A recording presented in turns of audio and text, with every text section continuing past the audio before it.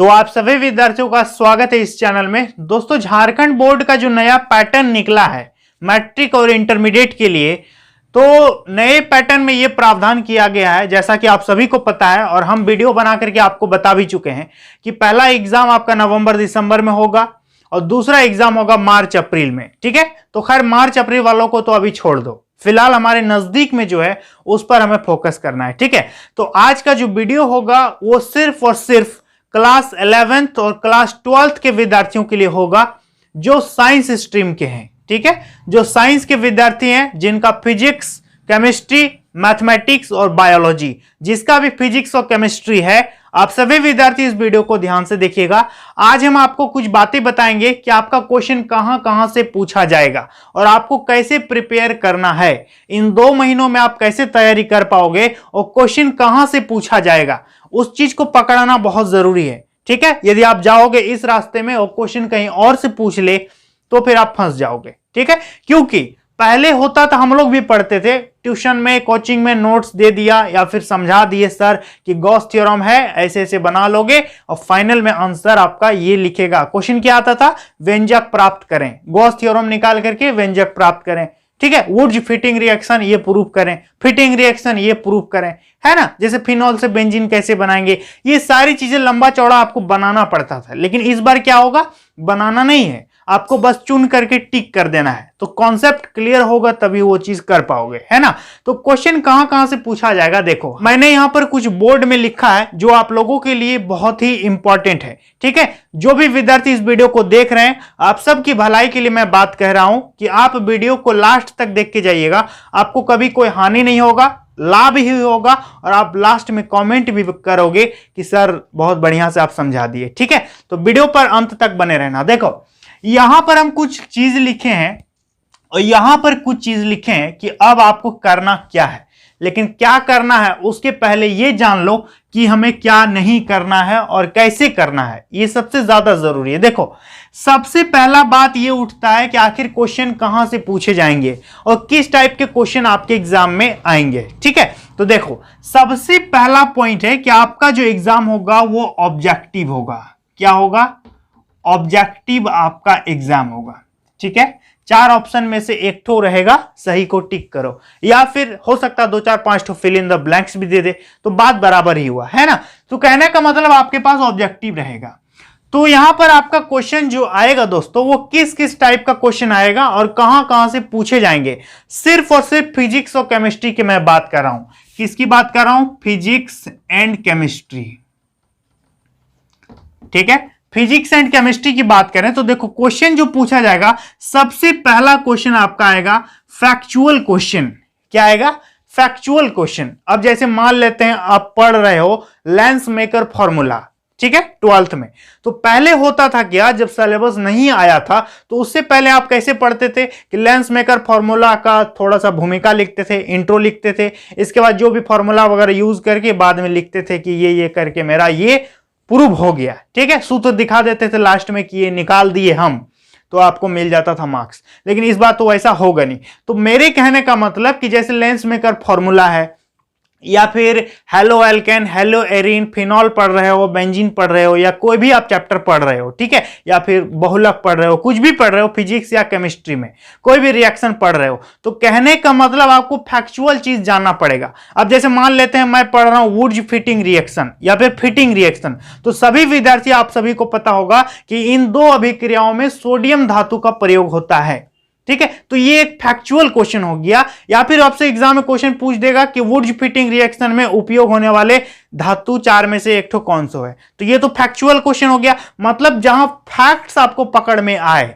ठीक है, जैसे कि मान लेते हैं कोई गॉस थ्योरम है, तो गॉस थ्योरम किस लिए है, क्या चीज उसका यूज है, तो वो चीज आपका फैक्ट्स हो गया। ठीक है, या फिर पूछ देगा गॉस कौन था। ठीक है, विद्युत धारिता का जो मात्रक है क्या है, फैराडे, है ना, तो फैराडे के बारे में कुछ पूछ देगा। या फिर कई तरह का क्वेश्चन पूछे जाता है जो फैक्ट्स पर डिपेंड होता है, यानी वो फैक्चुअल है, समझ में आ रहा है। या फिर कोई डेट हो सकता है, खैर फिजिक्स केमिस्ट्री में तो आपका डेट कभी आएगा नहीं, लेकिन मेरे कहने का मतलब किसी साइंटिस्ट का नाम होगा या फिर कुछ भी होगा, तो फैक्चुअल क्वेश्चन आपसे पूछा जाएगा। हम बताए जैसे वुड्स फिटिंग रिएक्शन, तो फिटिंग रिएक्शन क्या है, उसका मतलब कैसे बनाते हैं, जैसे कि फिनॉल से बेंजीन कैसे बनता है, है ना, तो उस पे जिंक का चूर्ण लगता है। तो ये सब चीजें आपको जानना पड़ेगा। मतलब कोई भी रिएक्शन आप पढ़ते हो तो उसका मेन फंडा क्या है, मेन बेस क्या है, ये आपको पकड़ के रहना पड़ेगा। जैसे मान लेते हैं पहले क्या होता था, आप नोट्स पढ़ते थे, व्यंजक प्राप्त करें या फिर इसको प्रूव करो, ये सारी चीजें पढ़ते थे। लेकिन अब आपको थोड़ा सा अलग अंदाज में पढ़ना पड़ेगा। सबसे पहले ये तो जानना होगा कि उस थ्योरम का मेन मोटिव क्या है, उस रिएक्शन का मेन मोटिव क्या है, वो हमें क्या समझाना चाहता है। ठीक है, ये चीज आपको क्लियर हो जाना पड़ेगा। तो क्वेश्चन आपका फैक्चुअल क्वेश्चन आएगा। ठीक है, दूसरा जो क्वेश्चन आएगा वो आएगा थ्योरम।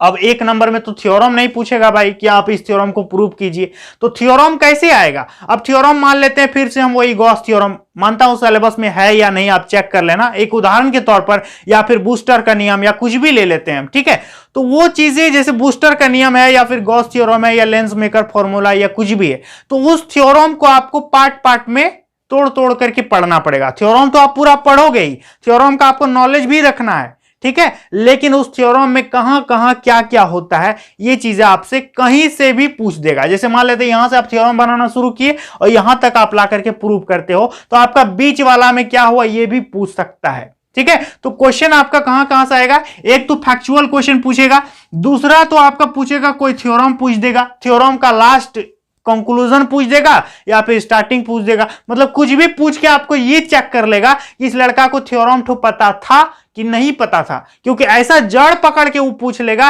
कि वही तो चीज यदि आपको नहीं पता है तो आप थ्योरम तो कभी नहीं बना पाते। ठीक है, तो कुछ ऐसा चीज पूछ लेगा जो उस थ्योरम का जड़ है।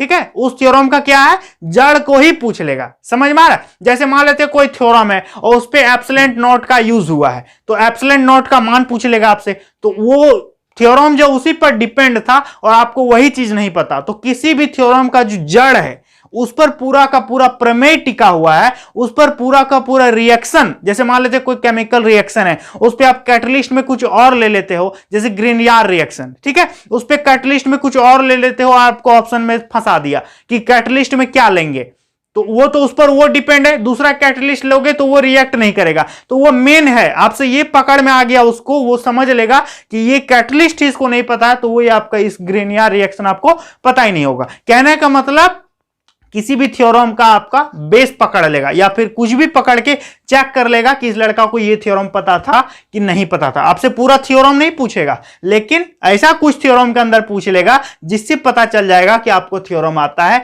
या फिर नहीं आता है। ठीक है, तो ये हो गया थ्योरम आपका आएगा। इसके बाद रिएक्शन, जो भी केमिस्ट्री के स्टूडेंट हैं, जिनका केमिस्ट्री, सबका तो होगा ही, तो केमिस्ट्री में आपका रिएक्शन, जैसे रिएक्शन से आपका क्वेश्चन आएगा, जैसे हम बता दिए वुड्स फिटिंग है ना, या फिर बहुत सारे रिएक्शन हैं जो कि आपके एग्जाम में पूछा जा सकता है। उस रिएक्शन को आपको नहीं देगा, या फिर डायरेक्ट हो सकता है रिएक्शन दे दे और कहेगा कि इस रिएक्शन का नाम क्या है, या फिर दे देगा आप रिएक्शन पढ़ चुके हैं, कोई रिएक्शन पढ़ लिए और उस रिएक्शन का आपको कैटलिस्ट नहीं पता है, उस रिएक्शन का मान लेते हैं कुछ क्वांटिटी नहीं पता है, तो आप वहां पर फंस जाओगे। ठीक है, मतलब आपसे पूरा चीज नहीं पूछेगा, थोड़ा सा इंडिकेट करेगा और इंडिकेट करते हुए क्या करेगा कि इस पे और क्या था बताओ, तब ना ये रिएक्शन तो पूरा होगा। तो ये आपको रिएक्शन जो भी पढ़ रहे हो, जो भी थ्योरम पढ़ रहे हो, वो आपको कैसे पढ़ना है नहीं पढ़ना अभी हम यहां पर बताएंगे। ठीक है, तो क्या हो गया, यहां पर आपका रिएक्शन से भी क्वेश्चन आएगा। तो पहला आपका फैक्चुअल क्वेश्चन आएगा, दूसरा आपका थ्योरम से क्वेश्चन आएगा, तीसरा आपका रिएक्शन से क्वेश्चन आएगा, और चौथा आपका फॉर्मूला। फिजिक्स और केमिस्ट्री में कई तरह के फॉर्मूला है, जो आपके सिलेबस में है बस उतना। जितना भी तरह का फॉर्मूला है, फॉर्मूला डायरेक्ट पूछ लेगा एग्जाम में। ठीक है, फॉर्मूला को क्या करेगा, डायरेक्ट पूछ लेगा, या फिर क्या करेगा कि कुछ आंकड़ा दे देगा, कहेगा कि इसको बैठा करके इस फॉर्मूला में निकालो। ठीक है, या फिर पूछ देगा कि इतना इतना है, इसका धारिता कितना होगा बताओ। ठीक है, तो एक इलेक्ट्रॉन पर इतना आवेश है तो इतना पर कितना होगा ये बताओ, तो कुछ भी दे देगा। मतलब उससे वो पता कर लेगा कि इसको इस चीज निकालने के लिए इठू चीज का जरूरत पड़ता है, तो इसको पता है कि नहीं पता है। तो आपको क्या करना है, जितना भी आपका सिलेबस में है, जो सिलेबस में है, जो 2 महीना में एग्जाम होने वाला है, नवंबर दिसंबर वाला सिलेबस में जितना भी फॉर्मूला है जो भी आ रहा है एग्जाम में, उस फॉर्मूला को आप यूज करो, डेली याद करो। या तो आपका फॉर्मूला डायरेक्ट आ जाएगा या फिर फॉर्मूला का यूज करके कुछ क्वेश्चंस पूछ दिया जाएगा। ठीक है, चलो इसके बाद आता है वैल्यू। आपसे वैल्यू पूछ लेगा, वैल्यू जैसे एप्सिलॉन नॉट का वैल्यू, ठीक है, या फिर जैसे कि दे देगा पाई का वैल्यू, फाई का वैल्यू, या कुछ भी पूछा जा सकता है, जैसे म्यू का वैल्यू। तो इन सारी जितने भी वैल्यूज हैं वो आपसे पूछा जा सकता है। तो वैल्यू आपको याद होना चाहिए, ठीक है, वैल्यू आपको याद होना चाहिए, कोई भी वैल्यू आपसे पूछ लेगा, ठीक है। चलो इसके बाद आता है यूनिट, ये भी आपसे पूछा जाएगा, यही सब तो पूछा ही जाएगा, नहीं पूछेगा तब हमको बोलना, यही सब आएगा। यूनिट पूछेगा, विद्युत धारिता का ऐसा यूनिट, इलेक्ट्रिक करंट का ऐसा यूनिट, है ना, जैसे कि लेंस की पावर का ऐसा यूनिट, या फिर पूछ देगा कि कुछ भी, जैसे कि प्रतिरोध, टेम्परेचर यदि वायर का बढ़ाएंगे तो प्रतिरोध घटेगा कि बढ़ेगा, ये सब तो फैक्चुअल में खैर आ जाएगा, लेकिन यूनिट डायरेक्ट आपसे पूछेगा कि इसका यूनिट क्या है, इसका यूनिट क्या है, इसका यूनिट क्या है। तो ये पहला आपका फैक्चुअल क्वेश्चन आएगा। दूसरा आपका थ्योरम पूछेगा, ऐसा मत समझना कि थ्योरम तो बहुत लंबा था तो हमको छोड़ देगा, नहीं छोड़ेगा। इसके बाद आता है रिएक्शन, रिएक्शन भी आएगा, और रिएक्शन आपको छोटा सा चीज पूछ के आपका पूरा नॉलेज पता कर लेगा कि आपको रिएक्शन तो पता था कि नहीं पता था, ठीक है। तो उसी हिसाब से पढ़ना पड़ेगा, अभी हम बताएंगे। इसके बाद आपसे फॉर्मूला पूछ लेगा, इसके बाद आपसे कोई वैल्यू पूछ सकता है, इसके बाद आपको यूनिट पूछ सकता है, ठीक है। तो आप यदि फिजिक्स केमिस्ट्री के विद्यार्थी हो तो आप इतना सोचो कि इतना चीज हमको कंप्लीट करना है फॉर ऑब्जेक्टिव एग्जाम, ठीक है। ऑब्जेक्टिव एग्जाम के लिए इतना सारा हमको कंप्लीट करना है, लेकिन कैसे बताते हैं। देखो अब आपको क्या करना, आपको पता चल गया कि क्वेश्चन कहां से कैसा कैसा क्वेश्चन पूछने वाला है।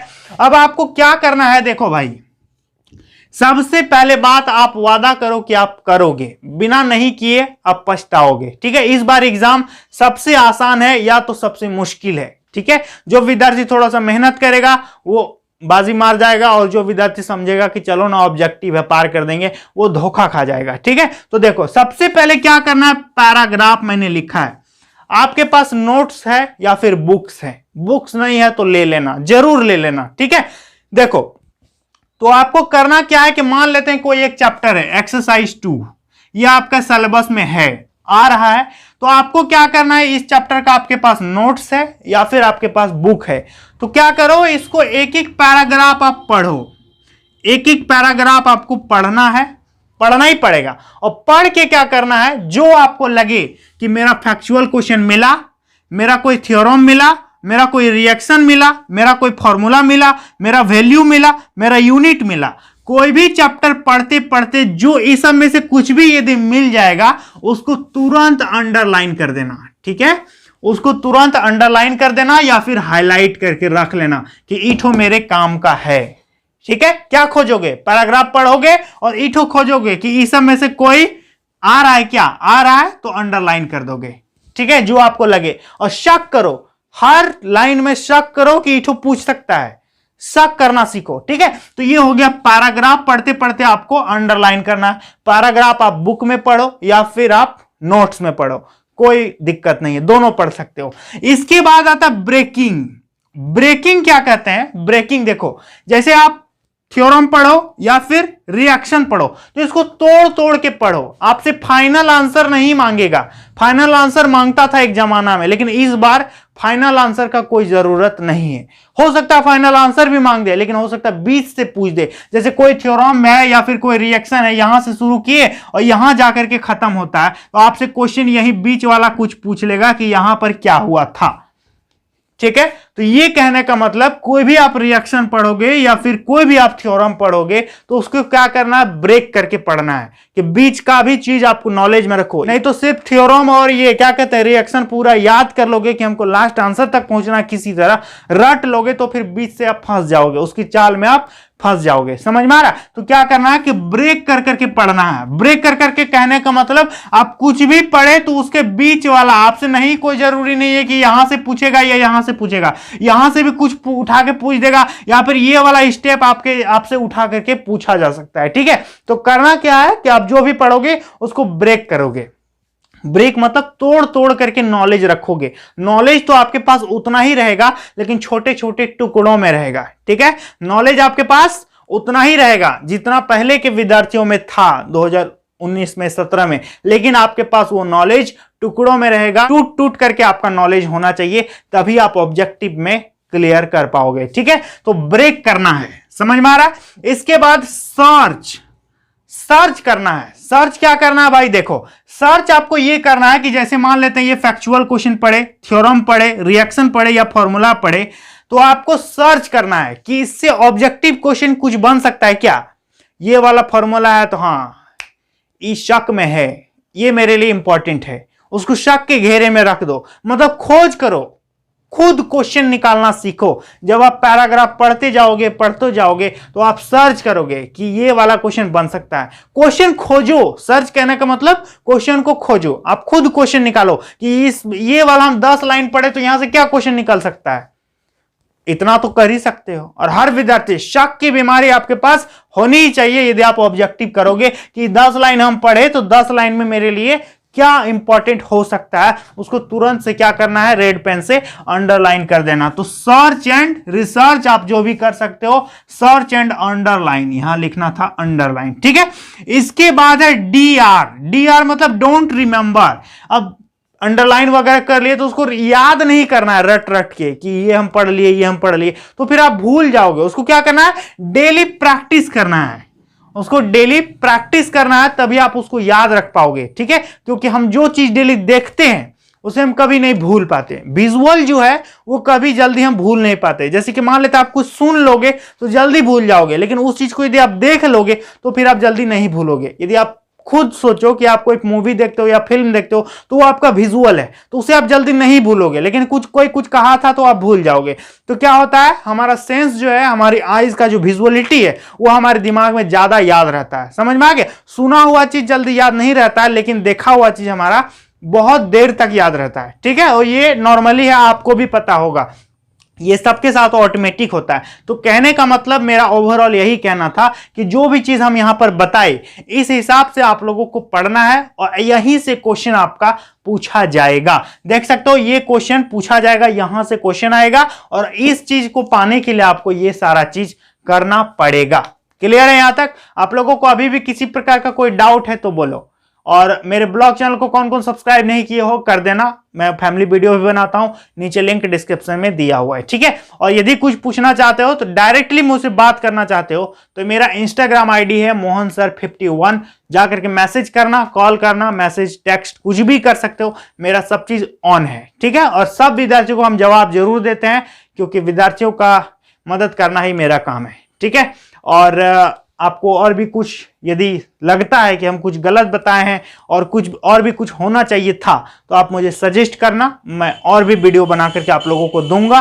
फिलहाल ऑब्जेक्टिव के लिए यही एक रास्ता है जो हम आप लोगों को बताए, इसी से आप लोगों को तैयारी करना है और इसी से आप लोगों को एग्जाम पास करना है। और हर विद्यार्थी लगभग थोड़ा सा यदि मेहनत कर लेगा तो वह लगभग 45 प्लस हर विद्यार्थी ला सकता है, ठीक है। हर विद्यार्थी 45 प्लस ला सकते हो, आसानी से टॉप कर सकते हो। क्योंकि लगभग देखना ऑब्जेक्टिव का जब रिजल्ट आएगा ना तो लगभग 11th वालों का देखे थे ना, 12th में प्रमोट किया फिर फाइनल रिजल्ट बन गया, तो जैसा 11th वगैरह में रिजल्ट था वैसा ही आप लोगों को फाइनल में भी रिजल्ट बनेगा, ठीक है। ऐसा ही बनेगा रिजल्ट, क्योंकि ऑब्जेक्टिव है तो बढ़िया रिजल्ट होगा ही होगा। क्योंकि ना इस पे आपका हैंडराइटिंग चेक होगा और ना ही इस पे आपका कुछ स्टाइल चेक होगा कि कैसे साफ सुथरा लिखा है नहीं लिखा है। इसमें ना साफ सुथरा देखा जाएगा, ना आपका हैंडराइटिंग देखा जाएगा, ना लिखने का तरीका देखा जाएगा, ना आपका पॉइंट वाइज, ना आपका पैराग्राफ में कैसे लिखो नहीं लिखो, कोई मतलब नहीं है। सिर्फ OMR में टिक करने दिया जाएगा। तो अब इसमें विद्यार्थी का टैलेंट कैसे पता चलेगा कि वो 4 में से कौन ठो चुना है?